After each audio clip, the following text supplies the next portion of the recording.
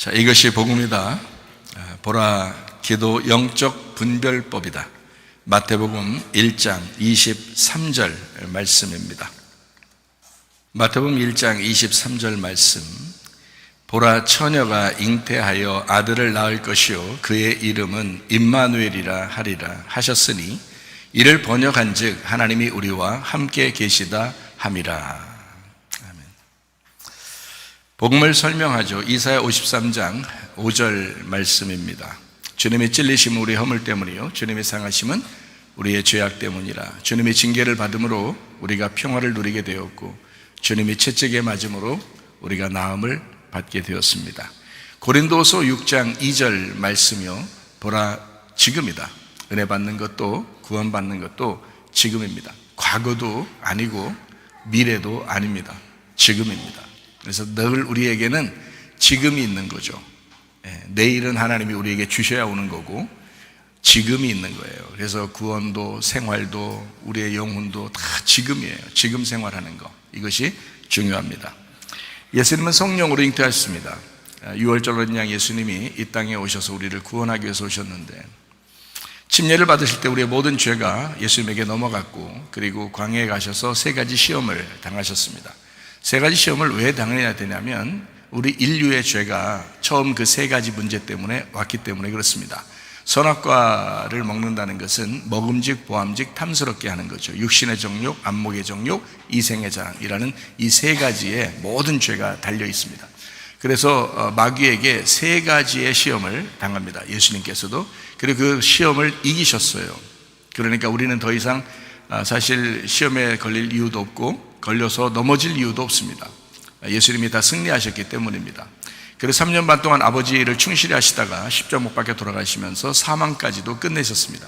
그래서 우리 보고 예수 믿는 사람들은 영생한다라고 하는 겁니다. 영생한다라는 말은 이 땅에서 죽지 않는다는 뜻이 아니라 죽어도 그 영혼이 계속 살아있다라는 그런 의미입니다. 그래서 영혼의 구원 이렇게 말하죠. 그리고 우리의 몸도 이제 변화돼서 천국 백성으로 이제 바뀌게 되고요. 그것을 영생한다 이렇게 말합니다. 그래서 우리 예수 믿는 사람들은 멸망치 않고 영생함을 얻게 된다 이렇게 되어 있습니다.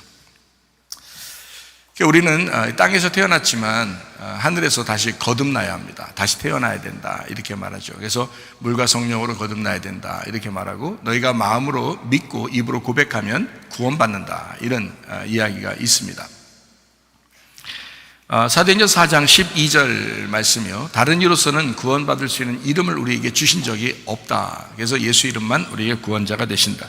갈라디아서 2장 20절 말씀, 내 믿음으로 말고 예수 그리스도 하나님의 아들의 믿음으로 살아야 된다라는 말이죠. 그러니까 우리가 살아가는 것은 내 믿음으로, 변하는 내 믿음으로 사는 게 아니라 변하지 않는 믿음이 확실한 예수님의 믿음으로 우리가 살아가야 된다라고 하는 것이 복음입니다. 그게 우리의 삶의 복음이에요. 그러니까 우리가 주님 의지하면 이길 수 있다는 거죠. 주님 의지하면. 근데 사람들이 주님 의지하지 아니하고 자기 믿음을 한번 해보려고 하는 그런 사람들은 금방 넘어집니다. 금방 넘어질 수 있다는 것은 우리가 알죠. 그렇지만 예수님의 믿음으로 우리가 빨리 붙들어야지, 빨리 회개해야지, 빨리 주님께 돌아와야지, 이제 이런 마음을 가지셔야 합니다. 베드로전서 1장 9절 말씀입니다. 믿음의 결론이 영혼의 구원이다 그랬습니다. 그래서 영혼의 구원은 우리의 삶을 이야기한다 그랬습니다. 삶에서 구원을 받아야 된다 이런 말인데요, 구원 받았음을, 영의 구원 받았음을 너희가 삶으로 증명해낸다는 거죠. 그래서 여러분의 가정생활과 여러분의 직장생활, 여러분의 학교생활, 그리고 교회 생활을 통해서 여러분의 구원 받았음을 증명하는 것입니다. 그게 이제 영혼의 구원이라 그러는 거예요. 그래서 우리가 죽을 때까지 그 영혼의 구원을 계속 간직하고 가는 것입니다. 그 영혼의 구원에서 자꾸 마이너스가 되고 자꾸 미끄러지면 귀신이 틈탑니다. 그래서 귀신이 살아있어요. 귀신, 마귀, 사탄, 이게 다 살아있어요. 살아있어서 여러분을 공격합니다. 예수님 안 믿는 사람들은 공격 안 해도 예수님 안 믿고 지옥 가니까 그냥 내비둘 수 있지만, 교회 다니는 사람들은 이제 그들이 생각할 때 천국 갈 수 있거든요. 그러니까 천국 못 가게 하려고 방해하는 게 이제 귀신이죠. 귀신 역사. 그러니까 여러분에게도 이런 귀신 역사가 여러분에게 오기 전에 또는 왔을 때 여러분이 승리할 수 있는 방법은 우리 믿음으로는 안 된다는 겁니다. 예수님의 믿음을 붙들어야 된다는 거예요. 시험을 이기신 예수님이 있는데 뭘 이렇게 넘어질 이유가 있습니까? 어떻게 보면 중심 딱 잡으면 되는 거거든요. 그래서 승리하는 여러분 되셔야 합니다. 누가복음 12장 20절 말씀해 보니까 어리석은 자가 있다. 영혼을 오늘 밤에 내 영혼을 이제 하나님이 데려가시면 이 모든 가지고 있는 게 다 누구 것이 되겠느냐라고 어리석은 부자에 대한 이야기를 하죠. 어떤 부자가 있습니다. 오늘 아침에 연락이 왔어요. 그 부자에게서 연락 온 게 아니라 그 부자 옆에 있는 사람한테 연락이 왔어요. 연락이 와서 뭐라고 그러냐면 목사님 기도 좀 해주세요. 연락이 왔어요. 어떤 기도해요? 그러니까 갑자기 백혈병이 왔어요. 급성 백혈병이 몇 살이냐면 그게 47살이랍니다. 47살인데 이제 그 10월 달에 이식 수술인가요? 그걸 한다고. 근데 혈소판이 너무 떨어져서 수술이 힘들 것 같다. 이렇게 지금 이야기를 하고 있답니다. 그러니까 작년이나 재작년 같은 경우에는 뭐 주사도 맞고 그랬으니까 갑자기 백혈병이 오거든요. 그런 게. 그러니까 멀쩡한 사람이 갑자기 오는 거예요. 뭐 어떻게 해요, 그걸. 근데 이제 하나님의 역사하셔서 그게 이제 독소가 빠지고 속에서 다시 이제 재생이 되면 그러면 뭐 희망이 있겠죠. 그러나 그게 안 되면 이제 희망이 없는 거예요. 47살인데 참 안타깝죠. 부자인데 뭐 자기가 가지고 있는 거 다 뭐 어떡하겠어요. 누구 것이 되겠느냐. 어리석은 자다. 사람들은 자기가 금방 어떻게 될 줄도 몰라요. 그러니까 앞에 일을 모르니까 어리석은 사람이 된단 말이에요. 그러니까 우리 보고 성경에서는 어리석은 사람 되지 마라. 내 영혼을 오늘 밤에 너를 데리고 가면 누구 것이 되겠느냐. 이렇게 이야기합니다. 자, 부자만큼 돈을 갖지 못했어도 여러분이 가지고 있는 자녀들, 아내, 남편, 부모, 이런 친구들, 또 가지고 있는 물건들, 귀한 물건들, 뭐 다 누구 것이 되겠느냐. 오늘 밤에 네 영혼을 하나님이 찾으시면 그것만 가만히 생각해도 말이에요. 조심해서 살 것 같아요. 그것만 생각해도. 그렇잖아요? 지혜로운 사람들 되시기를 바랍니다. 출애굽기 3장 14절 말씀이요. 여호와는 스스로 존재하시는 분이다. 여호와는 스스로 존재하시는 분이다. 우리가 영광 받으소서 그런다고 영광 받고 영광 받지 마소서 한다고 영광 안 받는 게 아닙니다. 스스로 존재하시는 영광 가운데 계신 분입니다. 그러니까 우리가 그분에게 머리를 좋아요 예배하는 것은 당연한 거예요. 그분은 스스로 존재하시는 하나님이니까. 히브리서 13장 8절 말씀에 예수 그리스도는 어제나 오늘나 영원토록 예수가 그리스도가 되신다라고 말씀합니다. 요한복음 14장 13절 14절의 말씀에 보니까 내 이름으로 주의 이름으로 구하는 것은 모두 다 이루어진다 이렇게 말씀을 했습니다. 요한복음 15장 7절 말씀이요. 너희가 내 안에 거하고 내 말이 너희 안에 거하면 그때 무엇이든지 원하는 대로 구하라. 그리하면 이루리라 이렇게 말했습니다. 주님 안에 있고 또 주의 말씀이 우리 안에 있으면 그때 구하라는 거죠. 말씀도 없고 주님과 함께 있는 것 같지도 않고 예수 그리스도를 주인으로 모시지도 않았는데 그냥 무조건 기도한다고 다 들어주셔야 할 의무는 없다는 거죠. 성경적으로 보면 그러니까 주님 안에 우리가 거한다라는 말은 주님과 함께 죽는다라는 말이에요. 주님과 함께 죽는다. 그리고 그 말씀이 부활하여 내 속에 거한다. 그럼 너도 부활의 사람이 된다. 이런 말이거든요. 그러니까 예수 그리스도와 함께 죽고 예수 그리스도와 함께 부활한 사람이 기도해봐라. 그러면 응답을 주실 것이다. 그런 어떠한 응답이라도 주십니다. 어떤 사람을 위해서 기도했더니 이 사람 죽는다라고 응답을 주시더라고요. 그 사람 죽습니다. 어떤 사람은 기도했더니 이 사람 산다 이러더라고요. 그러면 그 사람 삽니다. 죽는 것도 응답이요 사는 것도 응답입니다. 어쨌든 응답은 온다는 거죠. 주님 안에 있고 주의 말씀이 우리 안에 있으면 원하는 대로 한번 구해봐라. 주님과 하나 같았으니까 라는 그런 말입니다. 요한복음 16장 23절 24절의 말씀입니다. 그날에는 너희가 아무것도 내게 묻지 아니하리라. 내가 진실로 진실로 너에게 이르노니 너희가 무엇이든지 아버지께 구하는 것을 내 이름으로 주시리라. 그러니까 주님의 이름이 언약궤라 그랬죠. 하나님의 말씀, 그 언약궤가 있으면 모든 것이 이루어지잖아요. 주님의 이름으로 구한다는 것은 그토록 중요합니다. 그래서 귀신아 떠나 뭐 이렇게 얘기할 수도 있지만 예수의 이름으로 명하노니 귀신아 떠나라. 그러면 귀신이 더 떠나겠죠. 그러니까 그냥 떠나 이렇게 할 수도 있지만 예수의 이름으로 명하노니 귀신아 떠나라. 이렇게 하면 떠날 수 있죠. 그러니까 예수님의 이름으로 구하는 것은 언약궤가 던져지는 거기 때문에 그래서 악한 영들이 벌벌 떨 수 있다는 거죠. 악한 영들이 많이 돌아다니고 살아있는 그런 때입니다. 그래서 사람들이 자꾸 유혹을 당하고 시험 당하고 넘어지고 교회를 파괴하려고 그러고 교회를 해치고 이런 사람들이 많다는 거죠. 그게 악한 영들 때문에 그런 거예요. 근데 악한 영들이 아무한테나 오나요? 아니에요. 그럴 만한 사람이기 때문에 오는 것입니다. 그러니까 귀신도 인격체예요. 여러분도 인격이잖아요. 그러니까 인격과 인격이 만나는 거예요. 그러니까 귀신도 인격체입니다. 여러분도 인격체고. 근데 그 귀신이 딱 그 인격에 맞는 사람들이 오는 거예요. 그 인격이 맞는 사람들이. 귀신도 아무렇게나 막 오는 게 아니에요. 전혀 자기하고 안 맞는데 오겠어요, 귀신이? 그러니까 주님 우리에게 뭐라고 그러냐면 날마다 깨어있어 정신 차리고 기도하라 그러는 거예요. 그러면 인격이 안 맞잖아요. 이 귀신하고 우리하고 인격이 안 맞는다고. 그러면 못 들어온다고요. 그러니까 여러분 시험에 들었다 어떤 사람이 나 시험 들었어 자랑하지 마세요. 그 인격이 그 모양이라 그런 거예요. 인간성이 그런 모양이라 그런 거예요. 그래서 귀신이 들어오는 거야. 시험 들 이유가 없죠. 왜냐하면 예수님 믿고 예수님을 붙들고 예수의 믿음으로 살아가는 사람이 어떻게 시험에 듭니까? 말이 안 되죠. 그러니까 인격적으로 귀신하고 달라지면은 그러면 귀신이 들어올 수가 없다는 얘기고요. 인격적으로 귀신하고 비슷하면은 들어오는 거예요. 그러니까 여러분 교만하지 마시고 겸손하시길 바라고요. 거짓하지 마시고 정직하시기를 바라고요. 여러분 욕심내지 마시고 자꾸 겸손하게 자기 자신을 비우고요. 자기를 높이지 말고 자기를 자꾸 낮추시는 그런 사람들이 돼야 되고요. 겸손한 사람들이 되면 은혜가 자꾸 오잖아요. 음란하지 마시고 거룩한 삶을 살려고 하셔야 되고요. 그러니까 여러분 세속적으로 자꾸 욕심내면서 살려고 세상 바라보면서 그러지 말고 기독교인은 교회 중심으로 살고 말씀 중심으로 살고 주님 중심으로 살게 되면 그럼 귀신하고 인격이 안 맞잖아요. 그러니까 귀신이 들어올 수가 없다고요. 왔다가도 금방 떠나요. 왜냐하면 말 안 해도 떠나. 안 맞으니까 이 사람하고.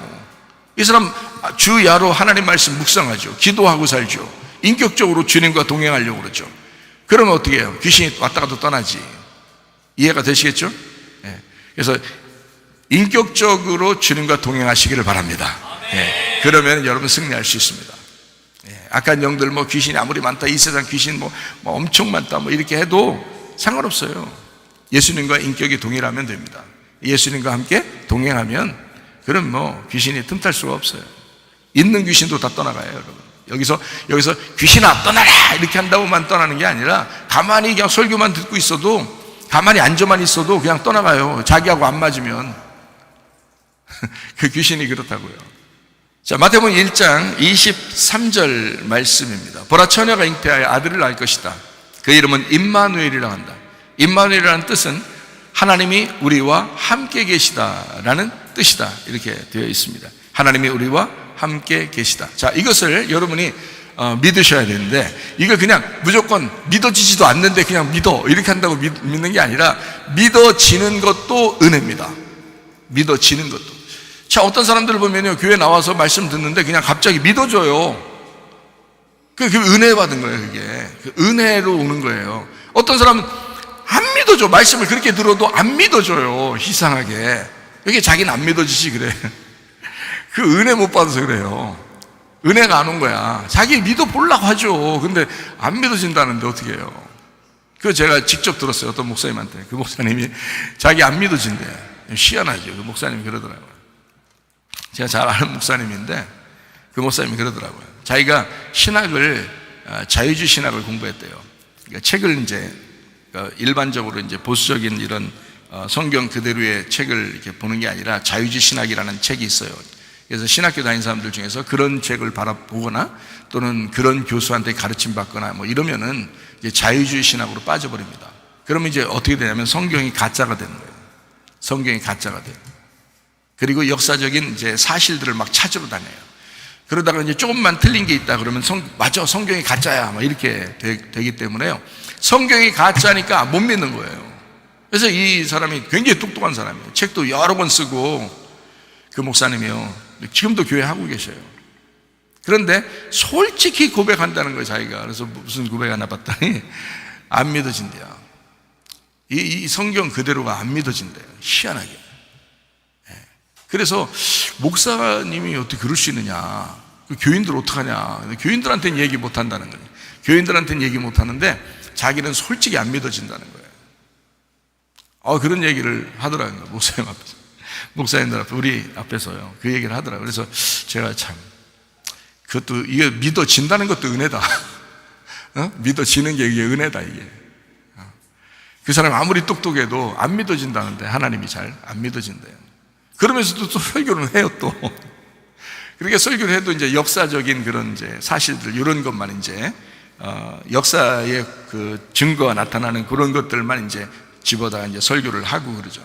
그러니까 성도들도 이 목사님이 굉장히 똑똑한 여기죠. 또 신학교도 가르치니까, 신학교도 여러 신학교를 가르쳐요. 한 5군데 신학교를 가르칩니다. 그런데 그 학생들도 굉장히 좋아해요. 돈도 엄청 많고요. 그런데 하나님이 잘 안 믿어진다는 겁니다. 이런 사람도 있어요, 여러분. 여러분이 이거 믿음 갖게 된다는 거, 이거 믿음을 갖고 살아간다는 거요, 이거 진짜 은혜 아니면 믿음 안 옵니다. 믿어진다는 게요, 은혜 아니면 안 와요. 그래서 우리가 천국 가는 것도, 여러분, 내가 주님을 믿었어요, 그래서 나 천국 가는 거예요, 이렇게 자랑할 수도 없어요. 주님이 믿음을 주신 거예요. 여러분 앉아서 말씀 들을 때 믿음을 주신 거예요. 믿음을 주셨기 때문에 그게 믿어지는 거예요. 이게 잘 안 믿어진다? 그럼 뭔가 문제가 있는 거예요. 문제가 발생한 겁니다. 그리고 이제 그 사람은 악한 영이 자꾸 틈타게 되겠죠. 그쪽으로 자꾸 인도하겠죠. 그럼 이제 벗어나는 거죠, 말씀에서. 아무리 똑똑해도 소용없습니다. 주님이 은혜를 주셔야 됩니다. 은혜를 주시면 구원을 받을 수가 있어요. 그래서 우리는 구원을 은혜로 받는다 그러죠. 율법으로 받는다 하지 않죠. 노력으로 받는다 하지 않죠. 지식으로 받는다 하지 않죠. 은혜로 받는다, 이렇게 말하죠. 은혜로 구원받는다. 그럼 그 구원받은 것을 네 영혼의 삶을 통해서 그걸 증명해내는 것이 우리의 삶이라는 겁니다. 네가 은혜로 구원받은 그 믿음을 영혼의 구원을 통해서 계속 너의 삶을 통해서 나타내줘라. 이게 그리스도인들의 삶이에요. 그러니까 우리 교회에 오면 영혼의 구원을 굉장히 강조하죠. 그 말은 우리의 삶이 거룩한 예배가 되어야 된다, 이런 얘기를 자주 하는 것입니다. 우리의 삶이 예배가 되어야 된다. 너 구원 받았느냐? 그러면 예배를 한 곳에서만 드리는 게 아니라 너의 삶이 예배가 되어야 된다. 그 삶이 곧 구원이 되어야 된다. 이것이 영혼의 구원이다라는 그런 얘기입니다. 그래서 우리의 가정과 교회, 또 직장, 학교, 그리스도를 나타내야 된다. 네가 구원받았음을 나타내라, 이거죠. 자, 우리 하나님은 우리와 함께 하십니다. 그래서 이것이 믿어진다? 보이지도 않는데? 근데 믿어진다? 야, 대단하죠? 대단한 믿음입니다. 여러분 믿어지시나 모르겠어요. 저는 믿어지는데 여러분 믿어지시나 모르겠어요. 저는 우리 하나님이 나와 함께 한다는 것을 나는 믿어집니다. 내가 어려움을 당할 때가 있었어요. 2번의 큰 어려움이 있었는데, 아버지 돌아가시고 난 다음에 한 번 어려움을 당했고, 그 다음에 우리 가정에 문제가 생기고 교회가 문제가 생겨서 큰 어려움을 당했습니다. 그때 그래서 제가 아버지 돌아가시고 한 번, 이 문제가 생길 때 한 번, 이게 2번을 제가 죽을 뻔했습니다. 실제로 2번째는 죽는다고 진단까지 나왔습니다. 그런데도 하나님이 이렇게 살려주셨어요. 다시 은혜를 받은 거죠. 근데 그럼에도 불구하고 제가 어떤 문제가 있든 어떤 질병이 있든 이렇게 그 문제가 생겨도요, 하나님은 나와 함께 계셔. 이거는 안 떠나더라고요. 어릴 때 신앙이, 확실히 이게 어릴 때 신앙이 참 중요한 것 같아요. 하나님은 나와 함께 하셔. 나는 반드시 하나님께 돌아갈 거야. 그리고 내가 돌아갈 때 하나님이 나를 받아들일 거야. 이 믿음이 계속 있어요. 그게요. 그래서 하나님 앞에 진실로 회개하고 하나님 앞에 돌아왔더니 주님이 그래요. 내가 너와 함께 있었다. 내가 너와 함께 있었다. 네가 고통받고 있을 때도, 병이 있을 때도, 죽는다고 진단 나왔을 때도, 그리고 네가 죄를 짓고 돌아다닐 때도, 그때도 나는 너와 함께 있었다. 그렇게 주님이 말씀하시더라고요. 제가 얼마나 울었나 몰라요. 네. 주님이 나와 함께 하고 계셨구나. 그러니까 여러분, 주님이 여러분과 지금도 함께 계십니다. 말씀을 듣는 여러분에게 주님이 함께 계셔요. 주님 떠나본 적이 없다고 그랬어요. 저한테도. 나는 너를 떠나본 적이 없다. 근데 나는 하나님 앞에 그 내가 고통받는 그 기간 동안에는요, 7년 14년을 내가 고통받았는데요, 7년에 2번을 고통받았는데, 그동안 내가 하나님 앞에 그 사이에 기도할 때는 들어주지도 않는 것 같아요. 응답도 안 돼요. 아무것도 안 돼요. 너무 힘든 거야. 그러니까 하나님이 내 옆에 없는 것 같은 거지. 나하고 같이 가는 것 같지 않은 거지. 그 느낌이 막 오는 거죠. 그런데 제가 회개하고 주님의 은혜를 받으면서 다시 주님 만나니까 내가 그 가운데서도 내가 너와 함께 하고 있었다라는, 그러니까 응답은 없었어도 그건 나의 그 고통이 필요했던 거죠. 하나님의 입장에서는 그 고통이 필요했던 거예요. 그래서 여러분, 우리 교회 다니면서도 고통받는 사람, 힘든 사람 제가 충분히 이해합니다. 제가 충분히 이해해요. 하나님이 여러분을 다루시려고, 만들어내시려고 하나님의 그 고통의 학교에, 그 광야의 학교에 여러분을 집어넣는데, 그것이 졸업할 때까지, 그래서 계속 그 고통 속에 있을 때도 하나님은 그 사람을 떠나본 적이 없다. 같이 있다. 그걸 저는 알아요. 하나님 만들어 가시는구나 라는 것을 압니다. 하나님이 제가 그런 고통 속에 있지 않았었으면 저는 아마 지금의 최사무엘 목사가 되지 못했을 거예요. 저는 지식적인 목사가 됐을 거예요. 율법적인 목사가 됐을 거예요. 그런데 지금 은혜 받고 지금의 최사무엘 목사는 율법이 뭔지 알아요. 복음이 뭔지 알아요. 주님의 은혜가 뭔지 알아요. 어떻게 주님 앞에 살아야 되는지 알아요. 주님이 나를 떠나지 않는다는 것도 알아요. 여러분을 하나님이 떠나본 적이 없고 계속 지금도 함께 계시다는 것도 알아요. 그러니까 그 주님께 왜 의지하지 않느냐 이거예요. 안타까워서 얘기하는 거예요. 그 주님께, 여러분과 함께 있는 그 주님께 왜 의지하지 않느냐 이거예요.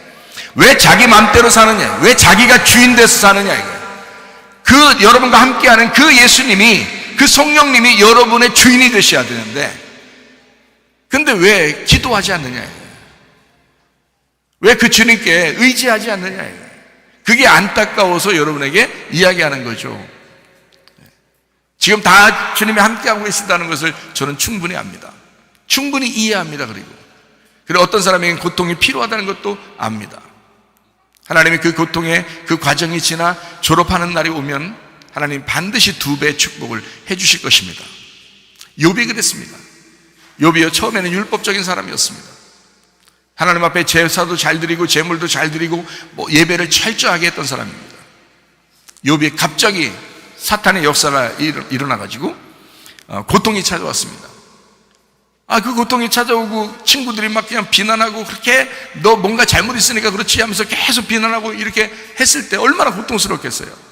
몸도 망가져요. 집안도 다 망가졌어요. 자기가 가진 모든 것을 다 잃어버렸어요. 그런 고통이 얼마 동안 기간이 있는지는 몰라요. 근데 욥기서 처음부터 끝에까지가 그런 고통을 받았어요. 욥기서가 42장까지 있는데요, 전체가 다 욥의 고통이에요. 그러고 난 다음에 42장에 와서 하나님이 축복을 하십니다. 그때는 하나님이 2배로 축복하신다라는 말씀이 나와요. 2배로 축복하신다. 이게 장자권의 축복이에요. 욥을 그 고통 가운데 집어넣었다가 그 용광로 속에서 꺼낼 때는 순수한 금, 깨끗한 금, 그 순금을 만들어 가지고 하나님이 복을 내려 주신다는 그 말씀이 욥기서예요.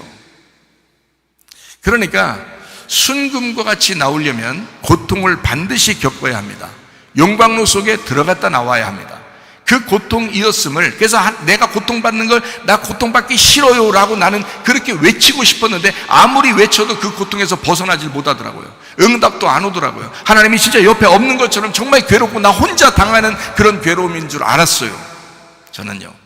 그랬더니 어느 날 주님이 저한테 그 고통도 주님이 준비하신 거다. 그 고통도 주님이 다 알고 있었던 거다. 너는 그런 고통을 당해야만 했었다라는 거죠. 그래서 제가 그때 그 주님을 깨닫고 나면서 야, 진짜 그 고통의 학교라는 게 괴롭지만 필요한 거였구나. 하나님의 사명자들, 하나님의 사역자들은요, 반드시 한 사람도 빠짐없이 다 고통 속에서 나오게 됩니다.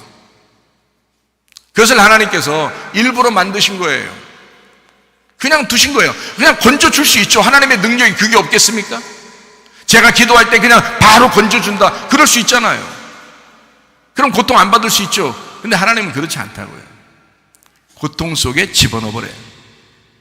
그 고통을 세상에 내 인생 가운데 14년을 내가 고통받았다면요, 그것도 엄청난 고통을 14년을 받았다면 여러분 어떻게 하겠어요? 정말 죽기까지 고통받은 게 14년 정도 되는데요, 그렇게 된 고통 속에서 내가 다져져서 나오게 된 거예요. 하루아침에 그냥 최사무엘 목사가 나온 게 아닙니다. 그 고통 가운데서 하나님은 나를 단련하시더라는 거예요. 아, 이런 게 있었구나라는 것을 나중에 깨달았어요. 여러분, 혹시 여러분 가운데 고통받는 사람이 있습니까? 하나님이 여러분을 단련하시는 시간입니다. 하나님 앞에 기도하세요. 응답 금방 안 올 수도 있습니다. 그러나 때가 되면 반드시 응답이 옵니다. 하나님의 그 약속은 반드시 이루어지게 돼 있어요. 하나님은 우리를 그냥 멸망시키려고 하는 분이 아닙니다. 고통 속에서 건져서 하나님의 사역자를 쓰려고, 하나님의 사역자로 쓰시려고 하는 그 마음이 하나님 속에 있기 때문에 여러분의 교회 안에서 또는 가정 안에서 무엇인가라도 하나님은 쓰시기를 원하신다는 거죠. 그러니까 그런 고통 속에 집어넣는 거예요. 고통받고 있습니까? 너무 괴로워하지 마세요. 주님 앞에 기도하세요. 지금 당장 응답이 없어도 하나님 반드시 선하게 인도하실 것입니다. 제가 그걸 경험해서 알아요. 주님의 응답을 받아봐서 알아요. 주님이 그것을 그렇게 말씀하셔서 저도 알았어요. 자, 우리 하나님이 나와 함께 하신다는 건 알겠는데, 저는 그게 확실한데요, 이제 주님이 함께 하신다는 걸 확실한데, 응답을 받았기 때문에 확실한데, 그런 소리를 듣지 못했어도 제가 지금 얘기하는 게 믿어진다. 아, 하나님은 지금 임마누엘 하신데, 마태복음 1장 23절의 말씀하니까 보라, 주님께서 오시는데 임마누엘 하신데, 그러면 지금 임마누엘 하고 있어야 될 거 아니에요. 그때만 임마누엘이 아니라 지금도 임마누엘, 하나님이 우리와 함께 하시고 있어야 될 거 아니에요. 그 지금 누구와 함께하고 뭘로 함께하고 있는 거예요? 성령님으로 나와 함께 한다는 거죠. 그러면 성령님은 뭐예요? 하나님이에요. 그 예수님이라고요, 그분이. 그럼 그 성령님이 함께 한다는 것은 뭘로 함께 하시겠다는 거예요? 성경적으로 보면 성령은 무슨 성령이라고 그래요? 진리의 성령이라 그러잖아요. 진리의 성령. 그러니까 반드시 성령님은 진리의 말씀 가운데 함께 하신다는 겁니다. 그러니까 이 목사가 진리의 말씀을 여러분에게 증거한다 그러면 그 가운데 성령님이 함께 하시는 거예요. 그러니까 말씀을 듣다, 아, 그래, 이 말씀 믿어지는데, 성령의 말씀이 믿어지는데, 근데 그게 진리의 말씀이었어. 그러면 성령님이 역사하신다. 성령이 들어가신다. 그 등불이 계속 꺼지지 않도록 켜 있는 거, 이게 이제 성령 충만이라고 그러는 거예요. 자, 이제 기도할 때 어떤 사람은 기도하는데 응답이 없어요. 그러면 제가 얘기했죠. 아마 지금 고통의 학교에 지금 있는 사람이 있을 수 있다. 그러면 응답은 없는데 하나님이 함께하고 있어요. 함께하고 있는데 응답이 없는 것 같은 느낌이 들어요. 그때는 고통의 학교에 지금 입학해서 지금 중간 정도 가 있는 건지 그렇게 돼 있다. 어느 날 근데 때가 되면 반드시 그 고통의 학교에서 벗어나게 된다. 이거를 여러분이 아시고 오늘 말씀을 들으면 좀 더 이해가 될 것입니다. 자, 기도하면서 드는 생각이 있어요. 기도하면서 드는 생각. 자, 내 생각인가? 아니면 하나님이 주시는 음성인가? 이렇게 이제 그런 기도하면서 이게 내 생각인가? 이거 내가 생각한 건가? 아니면 하나님이 주시는 응답인가? 이렇게 생각을 할 수 있잖아요. 기도하다 보면 여러분, 그래서 오늘 여러분에게 그걸 한번 설명을 할게요. 이게 내 생각인가? 하나님의 생각인가? 하나님의 음성인가? 아니면 내 생각인가? 이거 분별하는 거 어떻게 분별해요? 이거 간단합니다. 이렇게 분별하시면 됩니다. 내 생각이 들어오면요, 부정적입니다. 내 생각이 들어오면. 근데 하나님의 음성은 긍정적입니다. 긍정적. 그러니까 무조건 좋게 생각해야지 한다고 되는 게 아니에요. 기도하다가 갑자기 좋은 생각 내가 해버려야지 그러면 역사하실 거야. 그게 아니고 그냥 좋은 생각 하고 싶어서 한다는 게 아니라 갑자기 들어오는 좋은 생각들이 있어요. 나쁜 생각이 아니라 좋은 생각들이 와요. 그러면 하나님의 음성 쪽에 가깝습니다. 근데 나쁜 생각들이 자꾸 와요. 그러면 이게 내 생각일 가능성이 많습니다. 자, 이게 이제 구분하는 첫 번째 방법이에요. 자, 내 생각이 들어오잖아요. 그러면 불안합니다. 기도하는데도 내 생각이 들어왔는데 이상하게 불안해요. 기도하다가 그러면 막 지옥인 거예요. 그게 불안하면 이게 지옥이거든요. 그럼 반대로 하나님의 음성은 어떤 마음을 줄까요? 우리한테 평안한 마음을 줍니다. 그래서 제가 여러분의 기도할 때 여러분 기도하다가 마음에 평강이 오면 그럼 응답인 줄 알아라, 그렇게 얘기하는 게 바로 그래서 그런 거예요. 기도하는데 마음에 평강이 막 옵니다. 그러면 하나님의 음성일 가능성이 훨씬 많다는 거죠. 그러니까 마음의 평강을 줘요. 이게 천국이에요. 성경에서 마음의 평안이 천국입니다. 마음에 불안하고 두렵고 이런 거는 이게 지옥이에요. 성경적으로 보면. 그러니까 마음의 천국, 마음의 지옥, 그러니까 마음에서 지옥을 가져오는 거는 기도하다가 내 생각이 들어왔을 때 그러는 거고요. 마음의 천국을 가져올 때는 하나님의 음성이 들어와서 그런 것입니다. 자, 구분하는 게 아주 간단하죠? 이것이 이제 여러분이 구분할 수 있는 아주 간단한, 누구나 알 수 있는 간단한 방법이에요. 자, 기도하다 보면 다른 잡생각들이 많이 들어옵니다. 기도하다 보면. 그러니까 너무 기도 오래 하는 것도 좀 그래요. 오래 하다 보면 잡생각이 더 많이 들어오니까. 방언하다 보면 어때요? 또 잡생각이 엄청 들어오죠, 또. 자기의 머리는 잡생각이 들어오는데 입은 또 거룩하다나? 또 그렇게 얘기하는 사람도 있는데, 잡생각이 들어오는 순간 이게 벌써 기도가 잘못된 거예요. 이게 잡생각이 자꾸 들어오지 않도록 해야 되는데, 기도하다 보면 잡생각이 막 들어옵니다. 근데 그럴 수도 있습니다. 근데 너무 걱정하지 않으셔도 됩니다. 잡생각이 들어올 수도 있잖아요. 자, 생각으로 자꾸 침투하는 놈이 뭐냐면 마귀예요. 생각으로. 왜냐면 마귀도 영체잖아요. 영. 마귀도 영이라고요. 우리도 영이고요. 마귀도 영입니다. 그래서 마귀도 인격체를 가지고 있어요. 인간도 인격체를 가지고 있어요. 내가 생각을 한다면 마귀도 생각을 한단 말이에요. 그러니까 생각이 들어오는데 마귀의 생각이 들어올 수가 있다는 거죠. 이게 하나님 생각이면 좋을 텐데 마귀의 생각이 들어올 수 있다는 거예요. 기도하다가도. 그러면 이제 이게 잡생각이죠. 마귀의 생각이 들어오는. 이게 우리들 이제 생각하다 보면 내 생각을 자꾸 하다 보면요, 어떤 정해놓거나 막 내 생각을 하다 보면 마귀가 금방 틈탑니다. 이게 주인이 예수님이 돼야 되는데 자꾸 내가 주인이 된단 말이에요. 그러면서 기도하는데 평안이 없어. 그러니까 이거 뭐 완전히 잘못된 거죠, 기도가. 자, 그러니까 오늘 여러분이 좀 구분하셔서 내가 기도하다가 하나님의 음성을 듣고 싶다. 그러면 오늘 말씀을 잘 들으시면 됩니다. 근데 하나님의 음성도 있습니다. 마귀의 음성만 있는 게 아니에요. 마귀의 생각만 있는 게 아니에요. 하나님의 음성도 분명히 있습니다. 이것은요, 가슴을 확 옵니다. 이게 귀로도 오는 사람들이 있다고 그러는데 이게 가슴으로 확 와요. 하나님의 음성은. 근데 이상하게 분명히 귀로 듣는 것처럼 와버립니다. 가슴으로. 그런 게 있어요. 자, 경험하신 분들도 있죠, 여기에 지금. 그런 게 경험하신 분들도 있겠죠, 여기 기도하다가. 그죠? 한 명도 없겠어? 있겠지, 교회에서. 있죠. 그러니까 이 하나님의 음성은 어디로 오냐면 특별히 가슴으로 밀려 들어옵니다. 이게 꼭 마치 귀로 듣는 것처럼 분명하게 옵니다. 가슴으로요. 자, 기도하면서 주님의 뜻을 가만히 생각하면서 기도하면 좋습니다. 주님의 뜻이 무엇일까? 지금 내가 기도하는 목적이 있는데 그 기도하는 목적에 주님의 뜻일까? 요거를 생각해 보시라는 거죠. 이게 지금 이 기도가 주님의 뜻인가? 요거를 생각하면서 기도하면 좋다. 자, 소리가 들릴 수도 있습니다. 소리가 들리든 들리지 않든 주님의 음성은 확실히 말씀에 있습니다. 말씀에. 그러니까 왜 말씀에 있냐면 모두 다 알 수 있도록 하기 위해서예요. 그러니까 이거는 말씀에 이 말씀이라는 게 이게 벌써 하나님의 음성 아니에요? 이게 지금 하나님 음성이잖아요. 하나님 말씀이잖아요. 이게 하나님 음성이라고요. 그러니까 주님의 뜻은 다 어디에 있냐면 여기에 있는 거예요. 말씀에 다 있는 거예요, 사실은.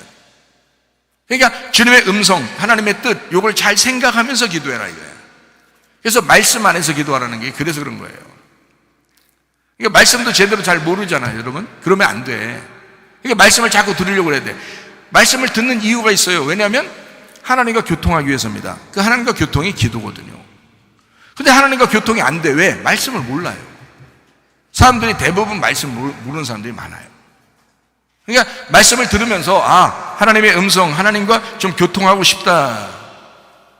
그러니까 하나님은 어떤 사람에게만 역사하시는 하나님이 아니라 보편적으로 모두에게 말씀으로 역사하시는 하나님이에요, 사실은. 그러니까 모두 다 똑같이 다 알 수 있도록 오기 위해서 말씀으로 역사하신다. 그게요. 자, 예배 시간에 설교를 통해서 설교하는 말씀도 하나님의 음성입니다. 이게. 자, 성경을 읽다가 깨달아지는 말씀도 하나님의 음성입니다. 자, 여러분이 기도하다가 갑자기 어떤 생각이 들어서 이게 하나님의 음성이다, 응답이다 라고 말할 수도 있지만 그건 확실치가 않잖아요. 이해가 되겠어요? 근데 하나님 말씀 어때요? 확실하죠.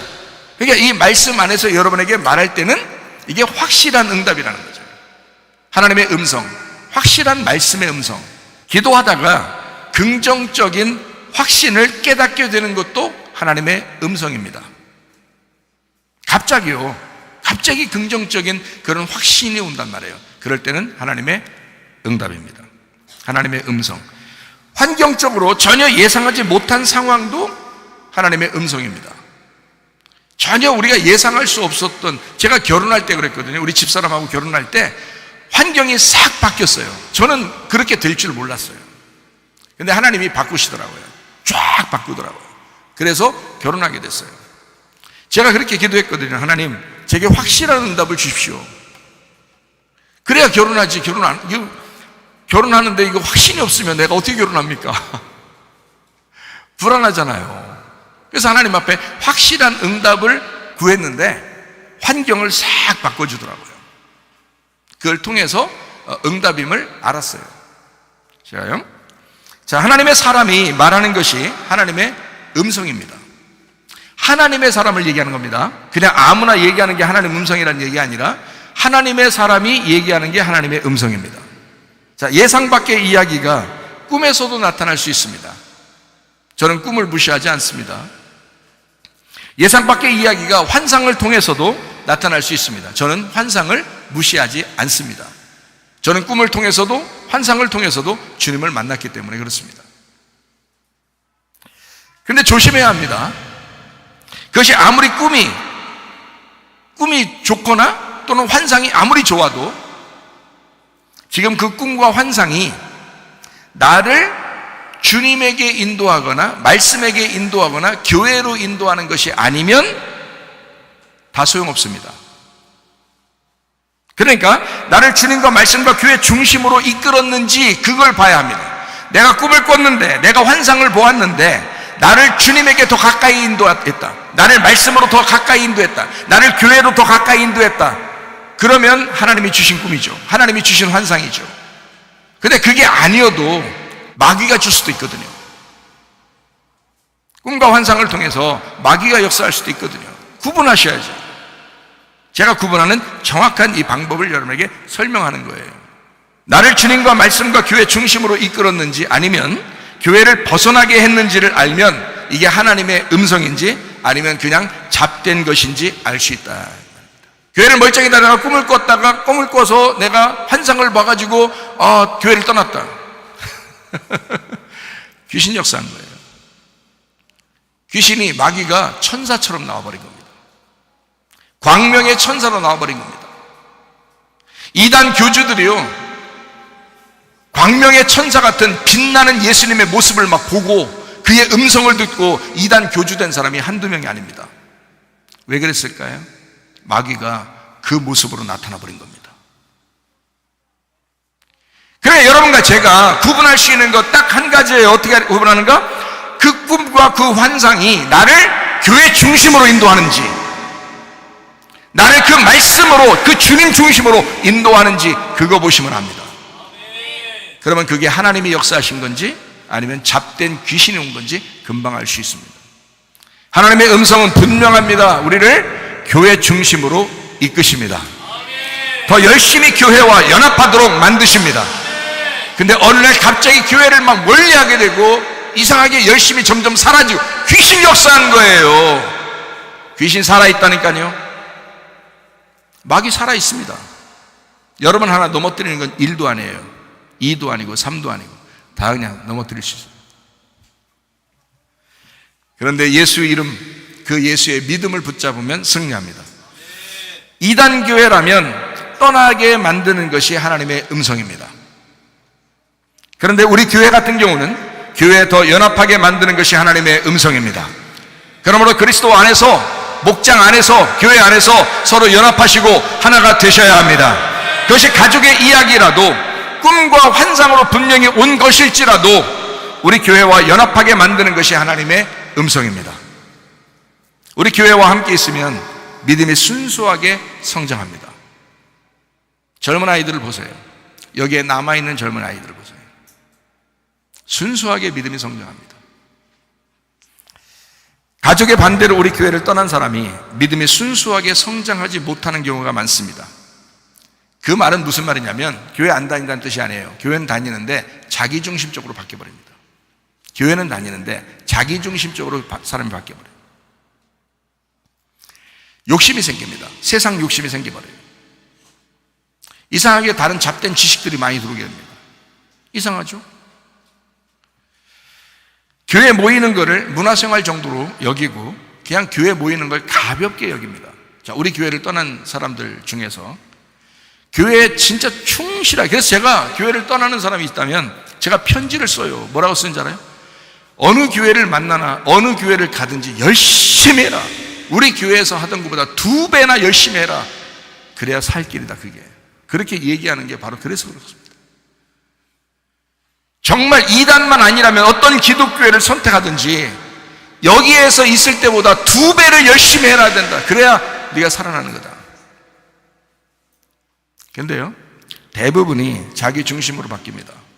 교만해지고요, 자기가 말씀을 알았다 이런 사람들이 생기고요, 그리고 우리 교회를 좀 비방하기도 하고요, 그리고 다른 교회에 가는 것도 문화생활 정도로 그냥 뭐 참여하는 정도, 가도 뭐 그 정도 이상을 하질 않아요. 그럼 자기는 뭐 은혜 받았다나? 은혜 받은 사람들은요, 교회 충실합니다. 그건 당연한 거예요. 그리스도 안에서 은혜 받은 사람은 목장과 교회에 연합합니다. 자기를 깎아내리죠. 자기를 죽이죠. 그리고 다른 사람과 연합하여 하나가 되고 사랑하죠. 그건 당연한 것입니다. 근데 여러분이 구분을 못 하더라고. 왜? 모르니까. 성경을 모르니까. 그걸 구분을 못 해. 자, 간단하게 제가 설명해 드립니다. 주님 중심, 말씀 중심, 교회 중심, 요거를 벗어나게 하면 귀신 역사한 거야. 교회 중심으로 다시 여러분을 모았다? 그러면 그건 하나님 역사인 거예요. 누가 말해도 그렇게 만들었다? 그러면 그건 하나님의 음성이라고요. 그게 얼마나 간단합니까? 아주 간단한 얘기죠. 열매를 보면 알 수 있습니다. 그 열매를 보면요, 그래서 우리 교회의 열매들을 보면 순수한 믿음을 갖습니다. 자, 교회 중심은 가정 중심이 될 때 온전합니다. 교회 중심은 가정 중심이 될 때 온전해요. 자, 가정 중심은 교회 중심이 될 때 온전해집니다. 확실히 여러분 이거 아셔야 됩니다. 어떤 사람은 가정이 그렇게 중요하다고 얘기해 줬더니 우리 가정 가정 하다가 교회를 놓쳐버려요. 교회가 그렇게 중요하다고 얘기해 줬더니 교회 하다 가정을 놓쳐버려요. 이게 뭐 하는 짓인지 모르겠어요. 머리가 그 정도밖에 안 되는지. 보세요, 가정과 교회가 함께 중요하잖아요. 근데 왜 한쪽만 선택을 하냐고. 이상하잖아요. 잘못된 겁니다. 가정 중심은 교회 중심이 될 때 온전하고요, 교회 중심은 가정 중심이 될 때 온전합니다. 그래서 우리 교회 다니는 청년들한테는 제가 늘 가르쳐줘. 가정 중심으로 살아라. 부모에게 잘하라. 또 우리 교회 젊은 신혼 부부들한테는 남편에게 잘해라, 아내에게 잘해라. 늘 가르치잖아요. 교회도 열심히 해라. 근데 가정에서도 열심히 해라. 그렇게 얘기하잖아요. 자, 가정에서 가족을 존중해야 되지만 교회로부터 멀어지게 하는 가족이라면 여러분 어떻게 할까요? 가정을 내가 충실히 하려고 했는데 나를 교회를 떠나게 만들려고 해, 그 가족이. 그럼 어떻게 해야 돼요? 그 가정은 시간을 많이 보내서는 안 됩니다. 잘 생각하셔야 돼요. 시간을 많이 보내고 싶다면 이렇게 하시면 돼요. 시간을 많이 보내고 싶다면. 여러분은, 우리 교회 다니는 사람들은요, 교회에 많이 이렇게 시간을 많이 보내거든요. 그런데 시간을 많이 가족들하고 보내고 싶다면 가족들을 교회로 인도하면 됩니다. 그러면 같이 시간을 많이 보낼 수 있잖아요. 교회로 인도할 능력이 없으면 시간을 많이 보내려고 하지 말고 기도하셔야 합니다. 왜 그런지 제가 설명을 해드릴게요. 가정이 중요하다고 그래가지고 교회를 떠나는 사람들도 있어요. 왜? 같이 해야 되는데, 가정과 교회가 같이 있어야 되는데 교회를 떠나면 이 가정이 온전해질 것 같아요? 온전해지지 못합니다. 이 가정, 부모 때문에 자녀가 갔는데 부모와 자녀가 갈라져요. 아내 때문에, 남편 때문에 가정에 충실하려고 갔는데 남편과 아내가 멀어져요. 이건 틀림없는 사실이에요. 여러분 주변에 보면 알 것입니다. 왜 그런지 이걸 잘 알아야 되는데요, 하나님 중심으로 살지 않는 가정이 되었기 때문에 그런 것입니다. 교회를 떠나게 만들었잖아요. 교회를 떠나게 만들고 하나님 중심을 떠나게 만들어서 자기들끼리 잘 될 것 같아요? 이게 하나님이 없는데, 하나님이 가정을 지켜주셔야 되는데, 생각을 해보시라고요. 그래서 시간을 많이 보낼 것 같으면 교회로 빨리 인도해서 교회 생활도 같이 하게 되면 시간을 같이 보낼 수 있습니다. 균형을 이룰 수 있잖아요. 근데 한쪽으로 치우치게 되면, 한쪽으로 너무 많이 기울었기 때문에 한쪽이 붕 떠버려요. 교회를 너무 많이 기울게 되면요, 가정이 붕 떠버립니다. 가정을 너무 깊이 이렇게 관여하게 되면 교회가 붕 떠버려요. 그러면 이 사람 생활이 잘못되는 거예요. 한쪽으로 치우치니까. 이게 같이 나가야 되거든요, 가정과 교회가. 잘못하면 자기 신앙도 약해질 수 있기 때문에, 그래서 조심하라는 거예요. 가정을 멀리하면 안 되죠. 가정을 사랑해야죠. 가정을 위해줘야죠. 근데 어떻게 하는 게 진짜 가정을 위해주는 걸까? 그들의 영혼들을 구원해 주셔야죠. 영혼을 구원하려면 어떻게 해야 돼요? 여러분 기도하셔야 돼. 여러분이 교회를 포기하고 가정에 갔다? 그게 무슨 구원하는 거예요? 말도 안 되는 소리지. 교회를 정말 잘하면서 그 가정을 위해서 기도하면서 가정을 사랑해야 그게 진짜 사랑이지. 그렇잖아요. 하나님이 교회를 만드셨는데 여러분이 교회를 포기하고 가정을 갖다 세우려고 한다? 안 되죠. 그게 이미 교회를 포기했는데 가정을 어떻게 세워지겠어요? 안 세워진다고. 같이 시간을 많이 보낸다고요? 그렇게 되면 좋은데 그렇게 안 되게 돼 있어요. 다 어느 날 헤어지게 됩니다. 같이 살고 싶은데 잘 안 된다고요. 다 뿔뿔이 흩어진다고요. 자기는 가정을 선택했더니 뿔뿔이 흩어지는 가정 됐어. 그게 뭔 행복이에요.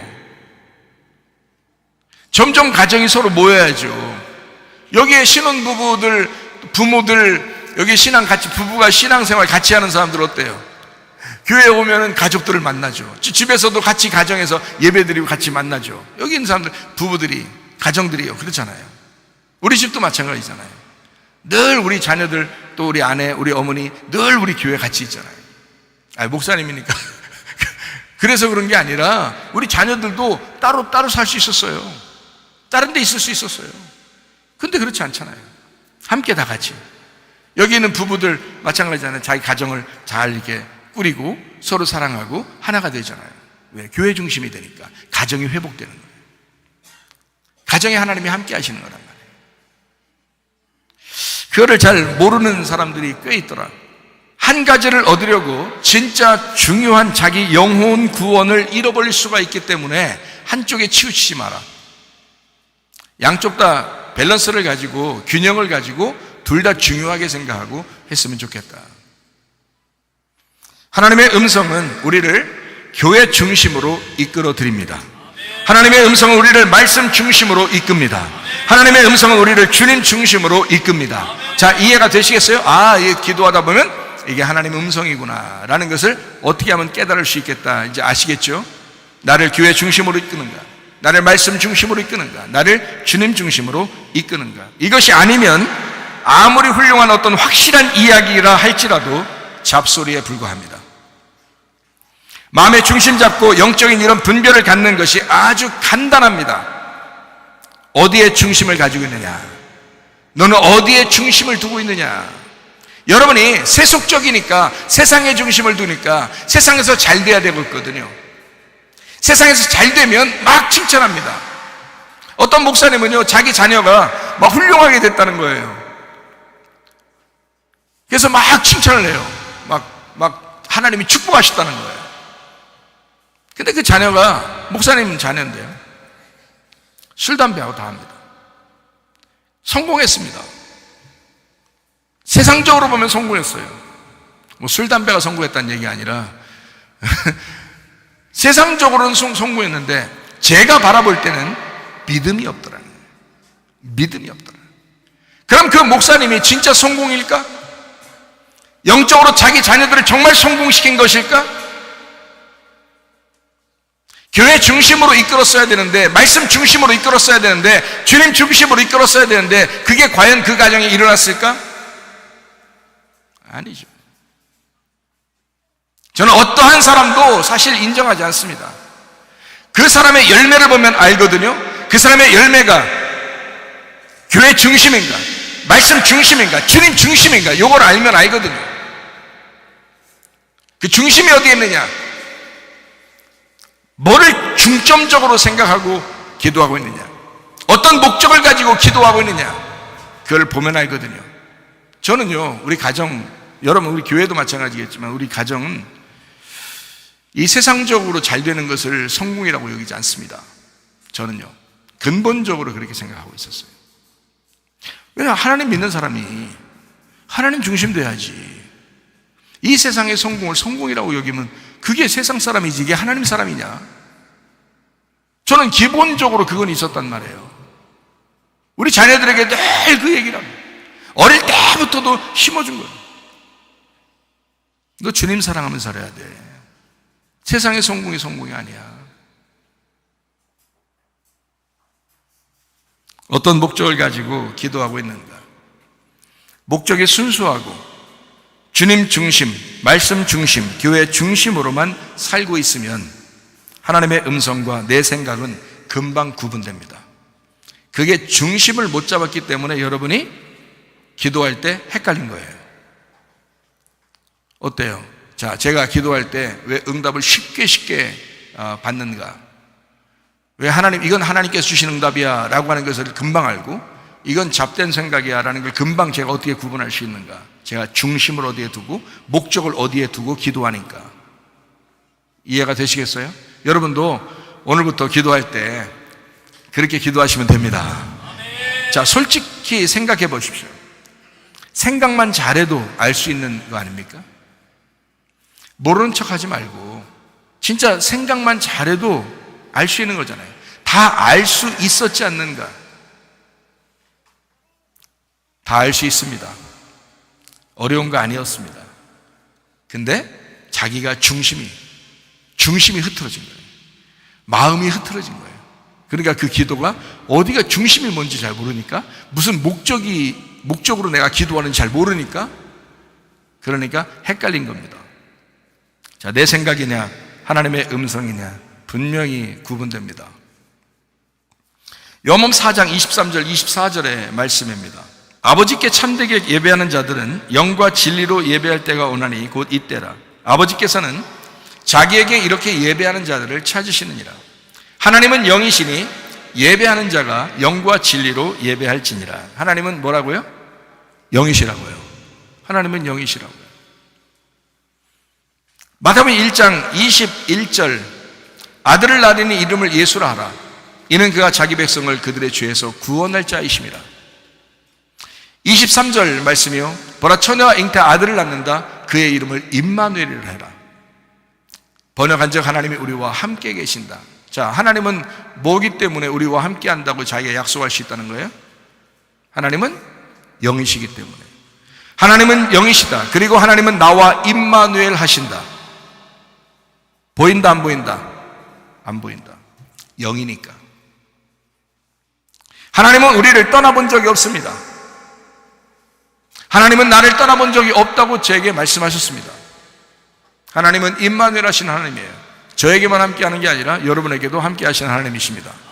하나님은 여러분을 떠나본 적이 없습니다. 문제는 여러분이 너무 세상 보이는 걸 너무 보다 보니까 보이지 않는 진짜 영을 자꾸 간과해버려서 그러는 겁니다. 생각을 잘 안 해서 그런 거예요. 하나님이 영이시구나, 나와 함께 하고 있구나 라는 것을 생각을 못하고 그냥 막무가내로 기도하니까, 그러니까 하나님의 음성인지 내 생각인지를 구분이 안 된 겁니다. 나를 철저하게 이해하시고 함께 살아가시는 분, 왜냐하면 나와 함께 있으니까. 자, 내 범위를 떠나본 적이 없는 분, 내 그릇 안에 담겨서 살아가시는 분, 이게 하나님이십니다. 하나님은 전지전능하시고 온 우주에 충만하신 그 하나님이셔요. 그 하나님이 한 분이셔요. 여러분의 하나님과 제 속의 하나님이 똑같은 하나님이에요. 여기에도 계시고 우리 안에도 계시고 어디든지 함께 계신 하나님이에요. 근데 나와 함께 산다는 것은 내 안에 내 그릇만큼 들어오셔서 같이 산다는 겁니다. 그러니까 사람이 자기 그릇만큼 하나님을 아는 거예요. 말씀을 들은 만큼 여러분이 하나님을 아는 겁니다. 말씀을 아는 만큼 하나님을 아는 겁니다. 왜냐하면 자기 그릇만큼 하나님이 담기시기 때문에 그래요. 하나님이 여러분을 정말 잘 이해하시거든요. 하나님이 여러분과 함께 하는데 여러분의 그릇만큼 그 안에서 같이 생각하고 같이 말하고 같이 행동하신다는 거죠. 철저하게 여러분을 이해하시기 때문입니다. 어떨 때 필요하면 강권적으로 하나님의 역사가 있지만은, 그러나 대부분은 다 여러분과 함께 그냥 살아가십니다. 그러면서도 하나님은 전지전능하신 분이십니다. 하나님을 신뢰하시기를 바랍니다. 모든 사람은 신앙심을 가지고 살아갑니다. 잘 생각해봐요.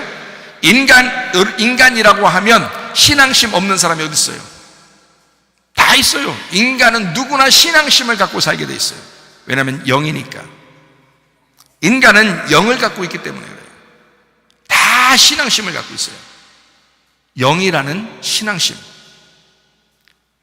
하나님도 영이고 인간도 영입니다.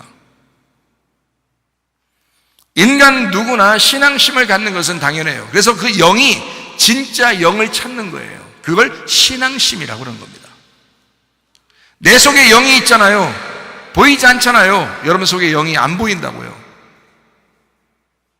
근데 하나님도 영이시잖아요. 보이지 않아요. 그래서 그 영이 그 신을 찾는 거예요. 영을 찾는 거예요. 그걸 신앙심이라고 그러는 겁니다.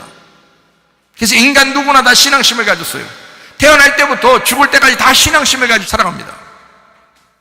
자, 신앙심은 다 있는데 여러분과 저는 뭘 믿는 사람들이에요? 성경을 믿는 사람들이에요. 자, 우리 기독교인들은 우리가 믿는 성경이 있습니다.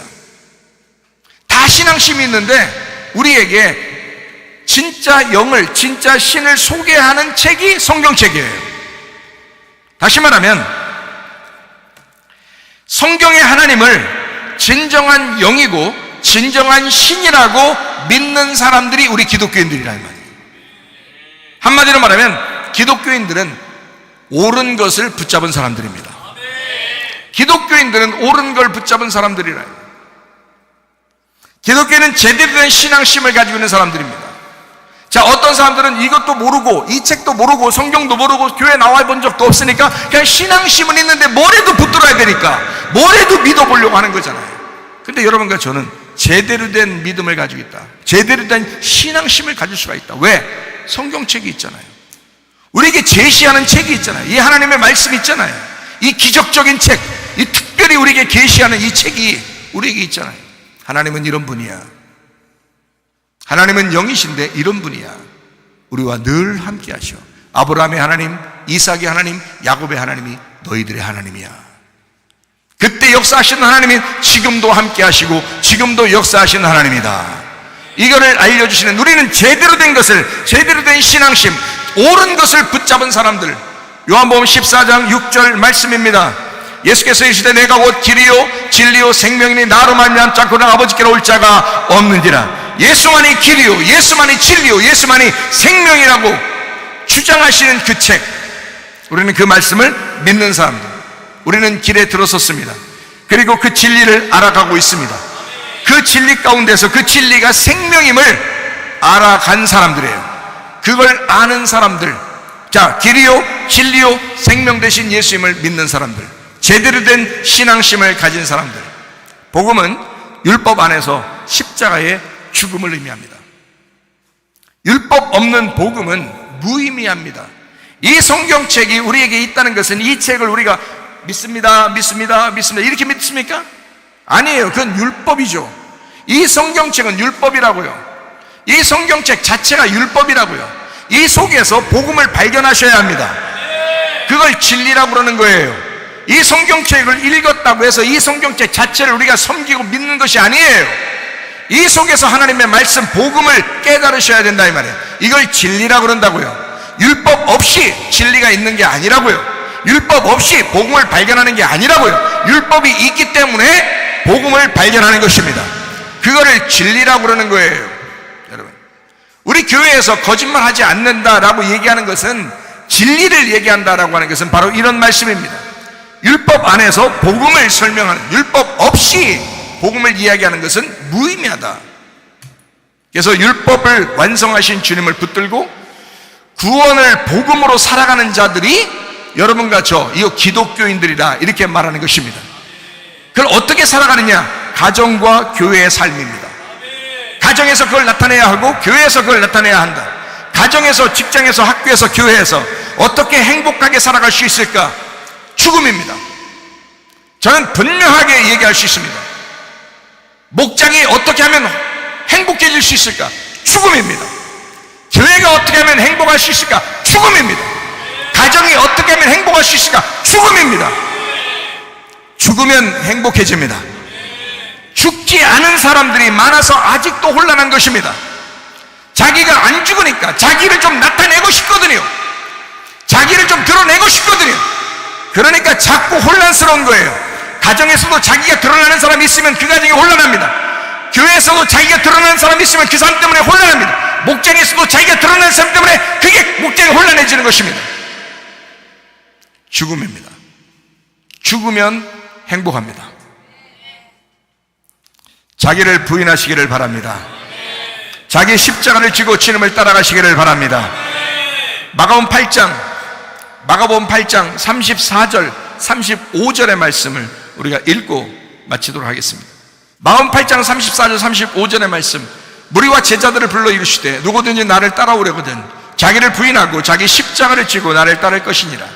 누구든지 자기 목숨을 구원하고자 하면 잃을 것이요 누구든지 나와 복음을 위하여 자기 목숨을 잃으면 구원하리라. 자, 자기를 부인하고 자기 십자가를 지고 주님을 따라오래요. 자기 목숨을 얻으려고 합니까? 그러면 잃어버린대요. 저는 여러분에게 말씀을 설명합니다. 이런 복음을 근거로 해서 설명합니다. 자, 십자가와 부활, 이것이 우리의 복음이거든요. 복음이라고 하는 것은 십자가를 통해서 부활한다는 것을 이야기하는 것이거든요. 그러니까 죽음이 없이 부활하는 것은 가짜입니다. 교회 왔을 때 여러분은 죽음을 먼저 배우셔야 합니다. 죽음을 먼저 배우시고 그래야 부활한다는 거예요. 그거를 복음이라 그러는 것입니다. 제대로 된 복음을 깨닫지 못하니까 교회에서도 계속 살아있는 사람처럼 살려고 한다는 거죠. 그거 아니에요. 부활한 사람으로 살으라고 했죠. 부활한 사람으로요. 그 말은 네가 죽었어야 한다 이 말입니다. 철저한 회개가 있었어야 한다 그 말입니다. 영의 구원을 받은 자들이요, 영혼의 구원은 날마다 죽는 것에 있습니다. 그러므로 날마다 죽는 것, 인내로 너희 영혼을 얻는다 라고 누가복음 21장 19절에 말씀합니다. 인내함으로 너희의 영혼을 얻을 것이다. 왜 인내하라고 할까요? 매일 죽어야 하니까. 매일 죽음을 통하여 부활한 인생이, 그게 진짜 복음을 깨달은 사람이니까. 여러분, 그리스도 예수 안에서 복음으로 살다가 주님 만나시기를 바랍니다.